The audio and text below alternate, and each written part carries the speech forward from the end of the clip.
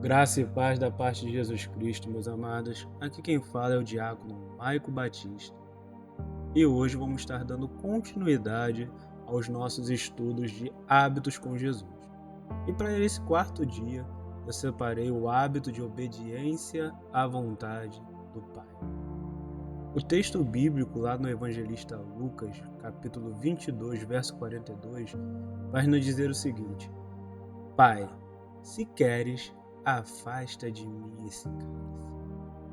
Contudo, não seja feita a minha vontade, mas a tua.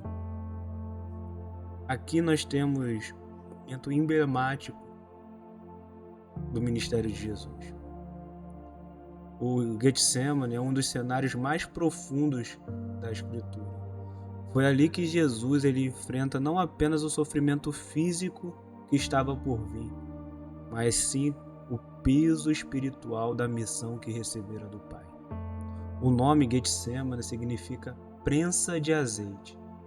E não é por acaso que esse lugar se tornou símbolo do esmagamento, rendição e consagração de Jesus. Naquele jardim, Jesus revelou algo extraordinário. A obediência não é a ausência de luta, mas a decisão de permanecer fiel em meio à luta. Se repararmos lá no Jardim do Éden, o pecado que originou, o pecado original, ele tem muito a ver com a desobediência. Deus dá uma orientação e Adão e Eva ali eles desobedecem essa orientação. E não é à toa que é tão difícil obedecer à vontade de Deus. Entender os seus propósitos, entender a sua vontade e ser fiel a ela. Aqui nessa passagem nós temos o segundo Adão, o Adão pelo qual o pecado ia ser extirpado, o Adão que ia trazer de volta o relacionamento do homem com Deus, trazer um caminho de volta à salvação. E ele mostra que ele sendo 100% homem e 100% Deus, ele mostra que podemos sim obedecer à vontade de Deus. E não é isso nos ausentando da luta, não. É tomando a decisão de ser fiel em meio à luta. Muitas vezes imaginamos pessoas assim espiritualmente maduras que não enfrentam conflitos intensos, que são pessoas inabaláveis. Contudo, o Filho de Deus, perfeito e sem pecado, demonstrou profunda angústia diante do que estava para acontecer. O que nos mostra que há algo completamente normal, as lutas, as angústias, as dificuldades. Contudo, ele se mostra fiel à vontade de Deus, fiel ao propósito que Deus colocou no coração dele, o propósito dele estar aqui caminhando nessa terra.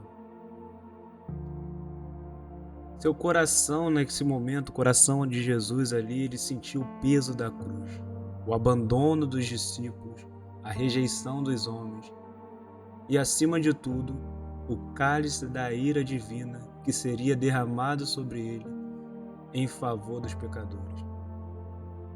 Jesus não fingiu que a dor não existia. Ele não escondeu seu sentimento diante do Pai. Pelo contrário, ele apresentou a sua aflição em oração, dizendo: Pai, se queres, afasta de mim esse cálice. Mostrando ali a sua humanidade, seu desejo de mudar e seguir pela vontade própria. Mas imediatamente ele acrescentou: Contudo, não seja feita a minha vontade, mas a tua.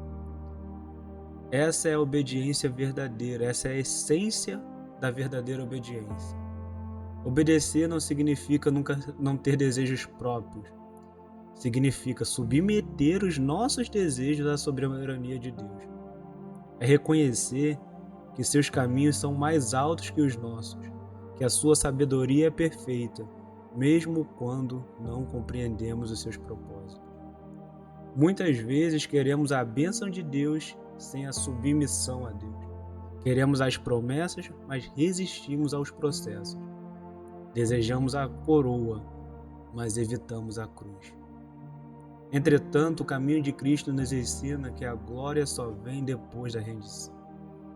Toda a grande obra de Deus na vida de uma pessoa passa por um Getsemane. Foi no Getsemane que Jesus venceu antes mesmo de chegar ao Calvário. A batalha decisiva não aconteceu diante da multidão, mas em secreto, em oração. A cruz foi a consequência visível de uma vitória que já havia sido conquistada na intimidade com o Pai. Da mesma forma, muitas das nossas maiores vitórias espirituais acontecem quando escolhemos obedecer em silêncio, quando ninguém está vendo, quando decidimos confiar mesmo sem resposta, quando permanecemos fiéis mesmo sem compreender o motivo das circunstâncias. A obediência é uma linguagem de amor.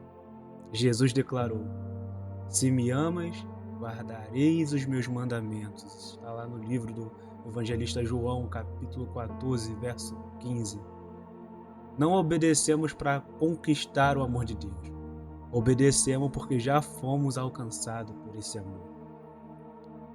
Então, meus amados, vamos continuar construindo esse relacionamento com Deus através das nossas orações, nosso jejum, consagração, meditando nas Escrituras, para assim entendermos a vontade de Deus para cada um de nós.